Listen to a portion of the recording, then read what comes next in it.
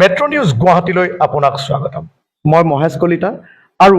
যোৱাকালি অসমৰ মাননীয় মুখ্যমন্ত্ৰীগৰাকীয়ে কেবিনেটত উত্থাপন কৰিছে যে অসমত অতি শীঘ্ৰেই বলবৎ কৰা হ'ব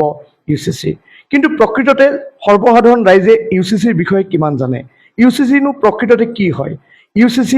অসমত প্ৰয়োজন আছেনে নাই? আৰু ভাৰতীয় সংবিধানত UCCৰ বিষয়ে কি ধৰণে ব্যাখ্যা কৰা হৈছে? এই গোটেই সামগ্ৰিক কথাখিনি আজি আমাক সাৱলীলভাৱে আমাক জনাব অসমৰ এগৰাকী বিশিষ্ট লেখিকা তথা অধ্যাপিকা ডক্টৰ সংগীতাৰাণী কলিতা বাইদেৱে। অশেষ ধন্যবাদ জনালো আপোনাক হয়, আৰু এইখিনি সুবিধা দিয়াৰ কাৰণে আপোনালোকলৈ আন্তৰিক কৃতজ্ঞতা। নিশ্চিতভাৱে ডক্টৰ সংগীতাৰাণী কলিতা, আমি এটা কথা সুধিব বিচাৰিছোঁ যে অসমত যিহেতু মুখ্যমন্ত্ৰীজনে কৈছে যে অতি শীঘ্ৰেই UCC উত্থাপন কৰা হ'ব, প্ৰকৃততে UCC মানেনো কি? UCC মানে হৈছে ইউনিফৰ্ম চিভিল কোড, যাক আমি ইংৰাজীত আচলতে গোটেই সৰ্বসাধাৰণ মানুহে এই শব্দটো ভালকৈ জানে, কিন্তু আমি যদি অসমীয়াত ক'বলৈ যাওঁ এইটো হৈছে উমৈহতীয়া দেৱানী বিধি। এইটো এনেকুৱা এটা আপোনাৰ লিগেল প্ৰভিজনছ বা এটা ষ্টেটাছ যাৰ থ্ৰুৱেদি নেকি আমাৰ দেৱানী যিটো ব্যৱস্থা আছে, বিধি যিটো ব্যৱস্থা আছে, সেই ব্যৱস্থাটোত জাতি বৰ্ণ ধৰ্ম ভাষা নিৰ্বিশেষে সকলোৰে বাবে এটা সমান আৰু সম অধিকাৰৰ মানে আপোনাৰ পৰিবেষ্টিত এটা মানে ন্যায়িক ছিষ্টেম দিয়াৰ কথাটো বুজায়। আমি যদি অকণমান ইতিহাস খুচৰি চাওঁ তেতিয়াহ'লে দেখিম যে এই সমগ্ৰ পৰিকল্পনাটো ব্ৰিটিছৰ সাম্ৰাজ্যৰ সময়তে হৈছিল। আৰু মই নিঃসন্দেহে নাম ল'ব লাগিব আমাৰ ৰাজা ৰামমোহন ৰায়দেৱৰ। তেখেতৰ এটা খুব ডাঙৰ ভিজন আছিলে, তেখেতৰ এটা মানে এটা শ্লোগান আছিল যে মডাৰ্ণাইজেশ্যন প্লাছ চিভিল কোড। কাৰণ সেইখিনি সময়ত আমাৰ সামাজিক ব্যৱস্থাত বৈষম্যৰ কথা আছিলে, বিভিন্ন ধৰণৰ আমাৰ জাতিগত হওক বা আমাৰ যিটো ধৰ্মীয় কিছুমান আমাৰ মানে বেৰিয়াৰ ভিতৰত থকা কিছুমান মানে কুসংস্কাৰ, সেইবিলাকৰ বিৰুদ্ধে গৈ পেলাই তেওঁ কৈছিল যে আমাৰ আধুনিকতা আৰু চিভিল কোড যিটো দেৱানী বিধিৰ, সেইটো যদি একেলগ কৰি পেলাই আমি জনসাধাৰণৰ মাজত এৰি দিব পাৰোঁ তেতিয়াহ'লে এখন সৰ্বাংগ সুন্দৰ আমাৰ সমাজ ব্যৱস্থা গঢ়াৰ লগতে আমাৰ ধৰ্ম নিৰপেক্ষ যিটো আমাৰ ধাৰণা সেইটো পৰিবেষ্টিত হ'ব আৰু সুদৃঢ় হ'ব বুলি তেওঁ কৈছিল। আৰু ঠিক তেনেকৈ আমাৰ আপোনাৰ স্বাধীনতাৰ পিছৰ সময়ছোৱাত আমি জৱাহৰলাল নেহৰুৰ নাম ল'বই লাগিব, ডক্টৰ আম্বেদকাৰৰ নাম ল'বই লাগিব, তাৰোপৰি আমাৰ গান্ধীজী তেখেতৰ কণ্ট্ৰিবিউশ্যন আছে। কাৰণ আজিৰ তাৰিখত ইউনিফৰ্ম চিভিল কোড বা দেৱানীৰ যিটো আমাৰ ব্যৱস্থাৰ কথা আমি আলোচনা কৰি আছোঁ, এইটোৰ বিপৰীতে বা আমাৰ বেকগ্ৰাউণ্ড বা পটভূমিত যাৰ যাৰ কণ্ট্ৰিবিউশ্যন আছে, অৰিহণা আছে, নিঃসন্দেহে মহাত্মা গান্ধীৰ আছে। আৰু আমাৰ যদি ভাৰতবৰ্ষৰ সংবিধানখনলৈ আমি জুখি চাওঁ, কাৰণ চাওক এইটো এটা কোনো সামাজিক এটা বিষয়বস্তুৱে নহয়, এইটো হৈছে আমাৰ যিহেতু যাক আমি মাদাৰ্ছ অফ অল লজ বুলি কওঁ, আমাৰ ভাৰতীয় সংবিধানৰ এটা বিশেষ স্পষ্ট নিৰ্দেশনা আছে যিটো হৈছে আপোনাৰ অনুচ্ছেদ 44, ডেট মিনছ 44তম অনুচ্ছেদত আছে। সেইটো হৈছে ৰাষ্ট্ৰৰ নিৰ্দেশাত্মক নীতিৰ ভিতৰত এটা আপোনাৰ প্ৰভিজন। তাত স্পষ্টভাৱে উল্লেখ আছে আৰু ভাৰতবৰ্ষৰ সংবিধান প্ৰণেতাসকলে আমাৰ গভৰ্ণমেণ্টক নিৰ্দেশনা দি পেলাই কৈছে যে যেনেকৈ আমাৰ ধৰক আমি যদি চাবলৈ যাওঁ, যেনেকৈ আমাৰ ক্ৰিমিনেল ল'টো চবৰ কাৰণে ইউনিফৰ্ম একক, ধৰ্ম ভাষা বুলি কোনো কথা নাই, একক, ঠিক তেনেকেই আমাৰ কেইটামান বিশেষ আমাৰ বিষয়ত এটা একক মানে আইন লাগে, যিটো আমি ইউনিফৰ্ম চিভিল কোডৰ কথা কৈ আছোঁ। আৰু মই ভাবোঁ যে সেইটো খুব এটা ভাল প্ৰভিজন। আৰু যদি ভাৰতবৰ্ষৰ ধৰ্ম নিৰপেক্ষতাৰ কথা কওঁ, ছেকুলাৰিজমৰ কথা কওঁ, তেতিয়াহ'লে কিছু আমাৰ পাৰ্চনেল লজ বা আমাৰ কাষ্টমাৰী যিটো লজ, সেইবিলাকৰ মই ভাবোঁ সংশোধনৰ খুব প্ৰয়োজনীয়তা আছে। এইটো কোনোবা এটা বিশেষ জাতি ধৰ্মীয় তেনেকুৱা কথা নাই, মই ভাবোঁ তেনেকৈ। এতিয়া পাৰ্চনেল লজ বুলি ক'লে যিকোনো ধৰ্মত প্ৰত্যেক ধৰ্মৰে পাৰ্চনেল লজ আছে, গতিকে সেই লজবিলাকৰ ৰেক্টিফিকেশ্যনৰ প্ৰয়োজন আছে। আমি এটা খুব ভুল ধাৰণাত থাকোঁ যে ধৰ্মৰ যিটো আমাৰ ধাৰণা আৰু যিবিলাক আমাৰ কি বুলি ক'ম, আমাৰ পাৰ্চনেল কিছুমান যিবিলাক অভ্যাস বা আমাৰ যিবিলাক কাষ্টম, সেইবিলাকৰ ধাৰণাটো একাকাৰ কৰিব নোৱাৰি। টু আৰ বহুত ডিফাৰেণ্ট কনচেপ্ট। আৰু সেইটো সৰ্বসাধাৰণ মানুহক একচুৱেলি আমি বুজাব লাগিব। আৰু বুজাব নোৱাৰাৰ কাৰণেই আজিৰ তাৰিখত কিছু মানুহৰ মাজত সন্দেহৰ সৃষ্টি হৈছে। আৰু নিশ্চয়কৈ মই ক'ব লাগিব কিছুমান কথাত পলিটিকেলাইজেশ্যন হৈছে, যাৰ ফলত নেকি এছাম মানুহে ভাবি লৈছে যে ইউনিফৰ্ম চিভিল কোড যদি কেনেবাকৈ ইমপ্লিমেণ্ট হয় তেতিয়া তেওঁলোকৰ পাৰ্চনেল লজ, তেওঁলোকৰ কাষ্টমাৰী লজ, তেওঁলোকৰ ৰিলিজিয়াছ যিটো ভেলিউজ বা এথিকেল যিটো ষ্টেণ্ডাৰ্ড তাত তেওঁলোকৰ মানে ক্ষতি হ'ব, যিটো নিঃসন্দেহে ভুল কথা এটা আচলতে। সেইকাৰণে মই ভাবোঁ লৰ মানুহে হওক, সমাজ সচেতন ব্যক্তিসকলে হওক, ইয়াৰ ওপৰত এটা প্ৰপাৰ মানে এৱেৰনেছ যাক কোৱা হয়, মানে আমি তেওঁলোকক মানে অভিজ্ঞতা এটা দিব লাগিব যে এইটোৱে তেওঁলোকক একো ক্ষতি নকৰে, বৰঞ্চ আমাৰ এটা একক ল যদি হৈ যায় তেতিয়াহ'লে বহু ক্ষেত্ৰত আমাৰ মানে বৈষম্যবিলাক দূৰ হ'ব। এই চেগতে মই ক'ম, একচুৱেলি এই বস্তুটোৰ ইমপ্লিমেণ্টেশ্যন হোৱাৰ মোৰ যিটো ধাৰণা সেইটো হৈছে আপোনাৰ যিটো জেণ্ডাৰ ইনইকুৱেলিটি, যিটো লিংগ বৈষম্যৰ কথা আমাৰ আছে, সেই বৈষম্যটো আঁতৰ কৰাটো মেইন ইয়াৰ উদ্দেশ্য ইউনিফৰ্ম চিভিল কোডৰ। দ্বিতীয় কথাটো হৈছে আমাৰ যিটো ইকুৱেলিটি প্ৰিন্সিপল এটা আছে আৰ্টিকল 14ত কনষ্টিটিউশ্যনৰ, সকলোৱে জানে, সেইটোক যদি আমি ইকুৱেলিটি বিফৰ ল বুলি এষ্টাব্লিছ কৰিবলৈ যাওঁ তেতিয়াহ'লে মই ভাবোঁ সেই পাৰ্চপেক্টিভৰ পৰা মানে সেই দৃষ্টিকোণৰ পৰা মই ভাবোঁ এই বস্তুটোৰ ইমপ্লিমেণ্ট হোৱাটো খুব জৰুৰী। যিহেতু আমি ভাৰতবৰ্ষৰ স্বাধীনতা পোৱা বহু বছৰ হৈ গ'ল, ইমপ্লিমেণ্ট যিহেতু হোৱা নাই, যোৱা বছৰ 2025 আই থিংক 27 জানুৱাৰীত উত্তৰাখণ্ডে এইটো এটা ইনিচিয়েটিভ লৈছে, আৰু তাৰ পৰৱৰ্তী পৰ্যায়ত চাগে মই ভাবোঁ যোৱাকালি আমাৰ মুখ্যমন্ত্ৰীয়ে ঘোষণা কৰিছে অসমৰ ক্ষেত্ৰতো কৰিব পৰা যাব বুলি। মই ভাবোঁ ব্যক্তিগতভাৱে এইটো এটা গুড ইনিচিয়েটিভ। নিশ্চিতভাৱে ডক্টৰ সংগীতা ৰাণী কলিতা, আমি কিছু অন্য প্ৰসংগলৈ যাওঁ যে যিহেতু মুখ্যমন্ত্ৰীজনে নিশ্চিতভাৱে কৈছেই যে UCC অনাৰ ফলত, ইউনিফৰ্ম চিভিল কোড অহাৰ ফলত কোনো ধৰণে কাষ্টমাৰী লজ, কোনো ধৰ্মৰ ওপৰত আঘাত সানা নহ'ব, কাৰো আৱেগ অনুভূতিক আঘাত সানা নহ'ব, তেওঁ বাৰম্বাৰ কৈছে। কিন্তু ইয়াৰ সুবিধা কিছু কিন্তু এতিয়া একচাম ৰাজনীতিকে ল'ব, এই ক্ষেত্ৰত কি ক'ব? এইটো অত্যন্ত গৰ্হিত কথা। সকলো বস্তু মই ভাবোঁ ৰাজনৈতিকৰণ হ'ব নালাগে। ৰাজনৈতিকৰণ এটা বেলেগ প্ৰক্ৰিয়া, সেইটো বস্তু আমাক লাগে, যিহেতু আমি সেইটোক বাদ দি চলিব নোৱাৰোঁ, কিন্তু সঠিক ৰূপত হ'ব লাগে। এতিয়া পলিটিক্স কৰিব লাগে বুলিয়ে আমি যিকোনো এটা বিষয়ক ডাইভাৰ্ট কৰি পেলাই বা সমাজক বিপথে পৰিচালিত কৰিবলৈ চেষ্টা কৰিব নালাগে, যিহেতু আমাৰ তেওঁলোক প্ৰতিনিধি, একোজন ৰাজনৈতিক ব্যক্তি, তেওঁলোক আমাৰ প্ৰতিনিধি। গতিকে প্ৰতিনিধিজনৰ কথা বাৰ্তা,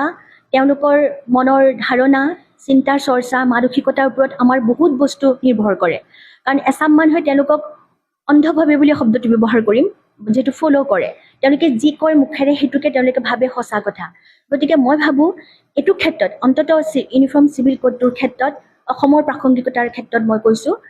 ইয়াৰ প্ৰেক্ষাপটৰ কথা কৈছোঁ যে মানুহখিনিক যাতে কোনো ধৰণে মিছলিড কৰিব নালাগে, কাৰণ এইটো এটা খুব স্পৰ্শকাতৰ বিষয় বুলি গণ্য কৰা হৈছে। আৰু যিহেতু সমগ্ৰ ভাৰতবৰ্ষতে ইউনিফৰ্ম চিভিল কোডৰ কথা যেতিয়া আহি পৰে, এইটো এটা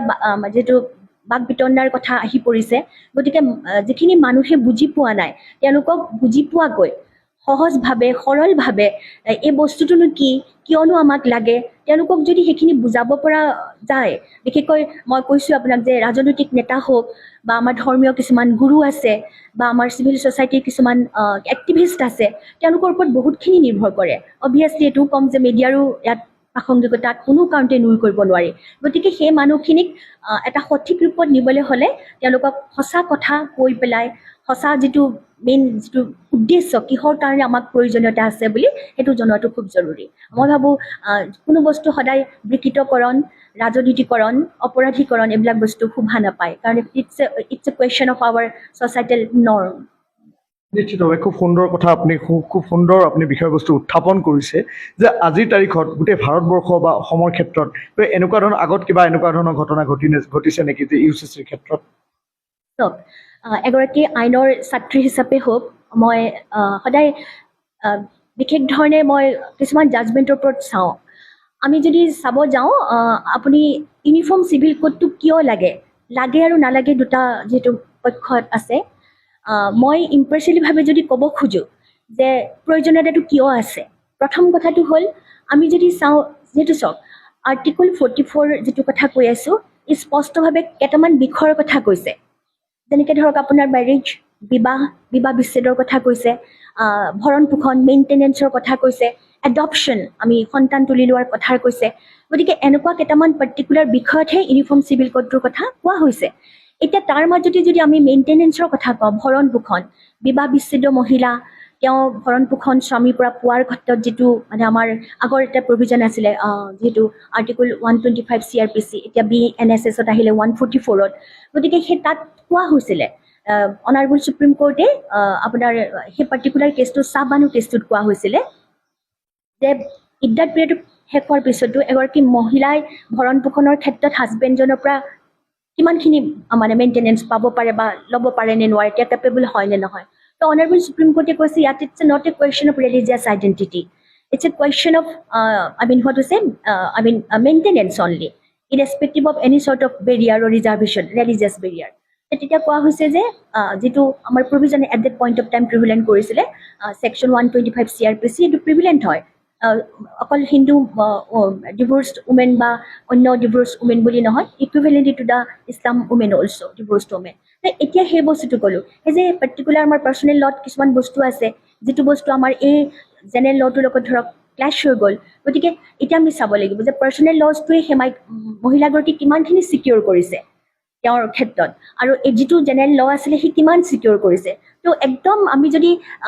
মানে একদম অনেষ্টলি ক'ব খোজোঁ তেতিয়া দেখিম যে হয় সেই পাৰ্টিকুলাৰ প্ৰভিজনটো সমানে সেইটো বস্তুহে বেছি ইম্পৰ্টেণ্ট তাক বেছি ছিকিউৰ কৰিছে প্ৰটেকশ্যন দিছে ফিনান্সিয়েলি যিহেতু যদি কোনোবা এগৰাকী লেডি ফিনান্সিয়েলি চাউণ্ড নহয় তেওঁতো চলিব লাগিব তেওঁ সতি সন্ততিৰ কথা আছে গতিকে সেই পাৰ্টিকুলাৰ প্ৰভিজনটো ইকুৱেলি এপ্লিকেবল বুলি ক'লে আৰু অনাৰেবল সুপ্ৰিম কোৰ্টে সেই পাৰ্টিকুলাৰ কেছটোতে কৈছে যে এইটো uniformly applicable to all religious divorced women and also' এইটো এটা খুব সুন্দৰ এটা ধৰক initiative for the implementation of this part আৰু এটা ক'ব খোজোঁ ডেফিনেটলি মই কণ্ট্ৰভাৰ্চিয়েলি যাব নোখোজিম সৰলা মুদগল কেছ এটা আছে আপোনালোকে হয়তো শুনিব বা পাইছে সেই কেছটো এটা বহুত ডাঙৰ জাজমেণ্ট আহিছিলে অনাৰেবল সুপ্ৰিম কোৰ্টে কৈছিলে যে কোনো হিন্দু বিবাহিত পুৰুষে যদি দ্বিতীয়বাৰ বিবাহ কৰিবলৈ যায় বিবাহিত অৱস্থাত আকৌ যদি বিয়া কৰিবলৈ যায় তেতিয়া কি কৰে তেওঁলোকে মানে ইছলাম ধৰ্মলৈ কনভাৰ্ট হৈ লয় আমাৰ এটা ধাৰণা আছে যে কনভাৰ্চন যদি আমি হৈ লওঁ তেতিয়াহ'লে আমাৰ যিটো আমাৰ মহমেডান কমিউনিটিৰ কথা আছিলে একেলগে 3গৰাকী ৱাইফ ৰাখিব পাৰে একচুৱেলি সেইটো ৰং কনচেপশ্যন এটা কণ্ডিশ্যন বেছত ৰাখিব পাৰে প্ৰথমগৰাকী কিবা এটা হ'লে ছেকেণ্ড পালে থাৰ্ড পালে কিন্তু এতিয়া আমাৰ এনেকুৱা হ'ল যে একেলগে পাৰে গতিকে হিন্দু কিছু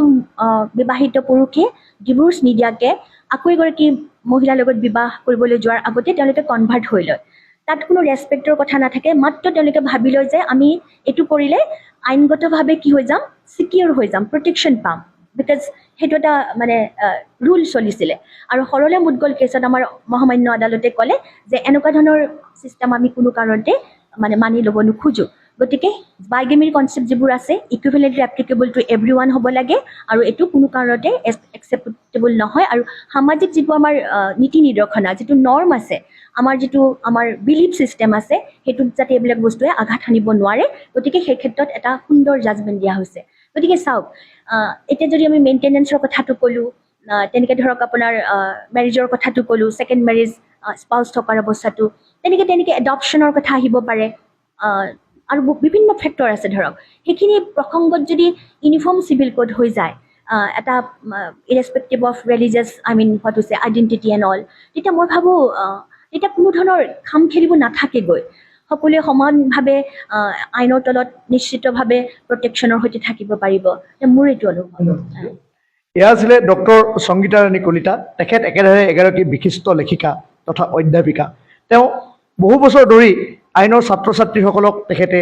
আইনৰ শিক্ষা প্ৰদান কৰি আহিছে তেখেতে আমাক জানিবলৈ দিছে যে UCCৰ ক্ষেত্ৰত যথেষ্টখিনিভাৱে সৰ্বসাধাৰণক বুজোৱাৰ দায়িত্ব আছে চৰকাৰৰ আছে